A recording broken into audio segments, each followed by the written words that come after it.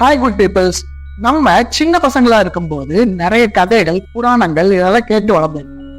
நம்ம சின்ன வயசுல இருக்கும்போது இந்த கதையெல்லாம் சொல்றதுக்கு நமக்கு தாத்தா பாட்டி அப்படின்னு நிறைய பேர் இருந்தாங்க. ஆனா இப்ப உள்ள பசங்களுக்கு இந்த கதையெல்லாம் சொல்றதுக்கு ஆள் இல்லை. அப்படியே இருந்தாலும் அந்த கதையை கேட்கறதுக்கு பசங்க தயாரா இல்லை. இப்ப உள்ள குழந்தைகள் எல்லாம் கண்டிப்பா மொபைல் யூஸ் பண்ணுவாங்க. இனி ஒரு வீடியோஸ்ல நான் ஏன் தாத்தா பாட்டி கிட்ட இருந்தோம் படிச்சும் தெரிஞ்சுக்கிட்ட சில கதைகள், புராணங்கள், இதிகாசங்கள் இதெல்லாம் நம்ம குழந்தைகளுக்கும் தெரியப்படுத்தலாம்னு முடிவு பண்ணிருக்கேன். அப்படி இந்த வீடியோவை நம்ம எதை பத்தி பார்க்க போறோம்னா, இந்த சமயத்தின் மும்மூர்த்திகளில் ஒருவரும் சைவ சமயத்தின் முழுமுதற் கடவுளுமான பிறப்பும் இறப்பும் இல்லாத பரம்பொருள் தெய்வமான சிவபெருமான்.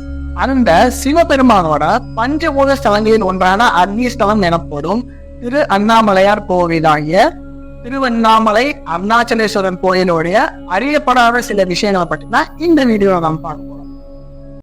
ஹாய் குட் பீப்புள்ஸ், நீங்க பார்த்துட்டு இருக்கிறது உங்க எம்ஜி வியூ சேனல். நான் உங்கள் MG. Let's get into the video.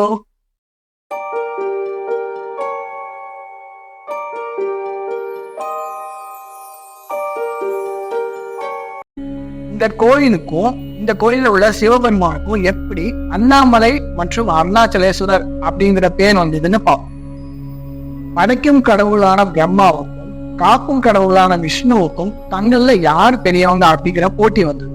அப்போ ஒரு எரிமலை பிழம்பா இவங்க ரெண்டு பேரும் நடுவுல சிவபெருமான் அமர்ந்தடிச்சு, இந்த ஒளிப்பிழம்பின் முடியையும் அடியையும் யார் முதல்ல பார்த்துட்டு வராங்களோ அவங்கதான் உங்கள பெரியவங்க அப்படின்னு சொன்னார். சிவன் சொன்ன பிறகு விஷ்ணு வராக அவதாரம் எடுத்து பிளம்பின் அடியை பார்ப்பதற்காக பூமியை குறைந்து போக ஆரம்பிச்சிட்டாரு. அதே மாதிரி பிளம்பின் முடியை பார்ப்பதற்கு பிரம்மா தன்னோட அன்னவாகனத்துல மேல் நோக்கி பயணம் பண்ண ஆரம்பிச்சார். பிரம்மா பல ஆண்டுகளா மேல் நோக்கி பயணம் செஞ்சுட்டு இருக்கும் போது வழியில ஒரு தாழ்வு விடுறத பார்த்தார். அந்த தாழ்வு கிட்ட நீ எங்க இருந்து வர அப்படின்னு கேட்ட போது, நான் சிவனின் சடையிலிருந்து நழுவி விழுந்து 40,000 ஆண்டுகளா கீழ் நோக்கி பயணம் செஞ்சுட்டு இருக்கேன் அப்படின்னு சொல்லிச்சான். அப்போ பிரம்மா நான் சிவனின் தலைமுடியை பார்த்துட்டேன் அப்படின்னு நீ விஷ்ணு கிட்ட பொய் சொல்லலாம் அப்படின்னு தாளம்பு கிட்ட கேட்டுக்கிட்டாரு. அதே மாதிரி தாளம்புவும் பொய் சாட்சி சொல்ல பிரம்மா விஷ்ணுவை பார்த்து நீ எனக்கு குழந்தைக்கு சமம் அப்படின்னு கிண்டல் பண்ணான். இதை கேட்டு கோபமடைந்த சிவபெருமான், இனி இந்த புவியில் உனக்கு தனி ஆலயம் அமையாதுன்னு பிரம்மாவுக்கும் இனி என் வழிபாட்டில் நீ பயன்பட மாட்டாய் என்று தாளம்புவுக்கும் சாபம் விட்டுட்டார். பிரம்மாவும் தாளம்புவும் தங்களோட தப்ப உணர்ந்து மன்னிப்பு கேட்டதுனால சிவபெருமான் தாளம்புவுக்கு நீ உத்திர கோசமங்கை அப்படிங்கிற கோயில்ல மட்டும் பூஜைக்கு பயன்படுவாய் அப்படின்னு சாப விமோசனம் கொடுத்தார்.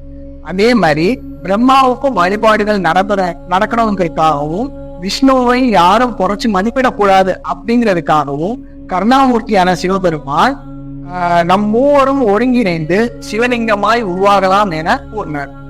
அந்த சிவலிங்கத்துல அடிப்பாகம் பிரம்மாவாகவும், நடுப்பாகம் விஷ்ணுவாகவும், மேல்பாகம் சிவனாகவும் காட்சி அளிக்கிறாங்க. இந்த சிவலிங்கம் அவதரிச்ச தினத்தை தான் நம்ம சிவராத்திரியா கொண்டாடுறோம். இப்போ இந்த கதையை எதுக்கு நான் சொன்னேன்னா, அண்ணாமலை அப்படிங்கிற பேரு எப்படி வந்ததுன்னு இந்த கதையை கேட்டாதான் உங்களுக்கு புரியும். அதனாலதான் இந்த கதையை நான் சொன்னேன். அண்ணுதல் அப்படின்னு தமிழ்ல ஒரு வேர்டு, அதுக்கு நெருங்கி வர்றது அப்படின்னு ஒரு பொருள். இதே மாதிரி அண்ணா அப்படிங்கிற வேர்டுக்கு நெருங்கவே முடியாதது அப்படின்னு ஒரு பொருள். பிரம்மாவும் விஷ்ணுவும் சிவபெருமானின் நெருப்பு பிளம்பு மலையை நெருங்கவே முடியாததுனால இந்த மலைக்கு அண்ணாமலை அப்படிங்கிற பேர் வந்துச்சு. சிவபெருமானுக்கு அருணாச்சலம் அப்படிங்கிற பேர் எப்படி வந்துச்சுன்னா, அருணம் என்றால் சிவப்பு நிற நெருப்பு அப்படிங்கிறது ஒரு பொருள். அதே மாதிரி சலம் என்றால் மலை என்று பொருள். சிவபெருமான் சிவப்பு நிற நெருப்பு மலையா உருவெடுத்ததுனால இவருக்கு அருணாச்சலம் அப்படிங்கிற பேர் இருந்துச்சு. பல ஊர்ல இருந்து வந்த சித்தர்கள் திருவண்ணாமலை வாழ்ந்து சமாதி அடைஞ்சிருக்காங்க. அவங்கள சில பேர் ரமணர், சேஷாத்ரி சாமிகள், விசிறி சாமிகள், குரு நமச்சிவாயர், குகை நமச்சிவாயர் இவங்கெல்லாம். இவங்களோட சமாதியெல்லாம் கிரிவல பாதையில இப்பவும் இருக்கு.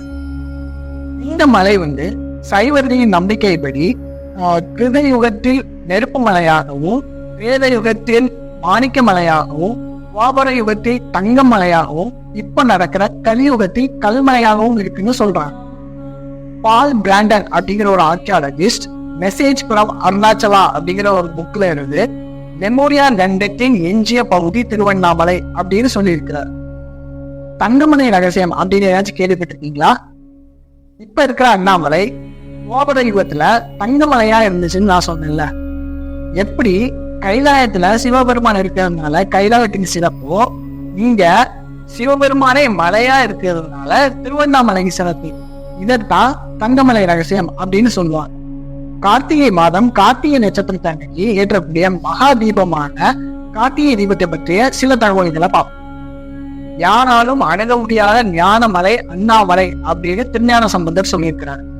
தேவர்கள் கூட அறிந்து கொள்ள முடியாத பரம்பொருள் சிவபெருமான்.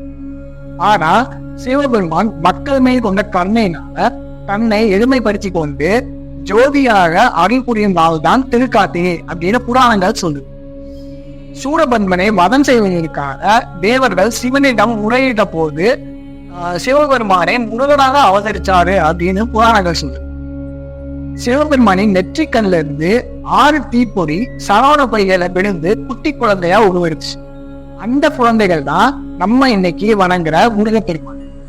அதே மாதிரி மகாதீபமான அண்ணாமலை தீபம் தான் சிதறி நம்ம வீட்டு அகல் விளக்குல குட்டி குழந்தையா முருகரா ஒளி வீசினாருங்கிறது ஐதீகம். இந்த கார்த்திகை தீபத்துக்கு பின்னாடி சயின்டிபிக் ரீசனும் இருக்கு. கார்த்திகை மாசத்துல மழை கொஞ்சம் கம்மியாகி குளிர்காலம் ஆரம்பிக்கும். இந்த காலத்துலதான் கொசு கிருமிகள் எல்லாம் நிறைய வளரும். அப்படி வளராம இருக்கிறதுக்கு இந்த அகல் விளக்குல வேப்ப எண்ணெய், ஆமணக்கு எண்ணெய், இந்த மாதிரி மூலிகை எண்ணெய் எல்லாம் போட்டு பருத்தி திரியில விளக்கேற்றுவாங்க. இந்த விளக்கேற்றுற நெடிக்கு இந்த மாதிரி கொசு கிருமி எதுவும் அண்டாது. சொல்ல போனா நம்ம தமிழர்களோட தீபாவளியே இந்த கார்த்திகை திருநாள் தான். ஒரு எக்ஸ்ட்ரா இன்ஃபர்மேஷன், பல்லாரா மன்னர் அப்படிங்கிற ஒரு சிவபக்தர் இந்த கோயிலுக்காக நிறைய கட்டிடங்களை கட்டி கொடுத்திருக்கிறார். இவர் பக்தியை பார்த்து இவர் இறந்த பிறகு இவருக்கு வாரிசு இல்லாததுனால சிவபெருமானே நேர்ல வந்து இவருக்கு இறுதி சடங்கு செஞ்சாரு அப்படின்னு வரலாறு சொல்லுது. ஓகே, இந்த வீடியோ இதோட முடியுது. இதே மாதிரி யூஸ்ஃபுல்லான இன்ஃபர்மேஷனோட அடுத்த வீடியோல உங்களை சந்திக்கும் வரை உங்களிடம் இருந்து விடை பெறுவது உங்கள் NG. Tata, bye bye.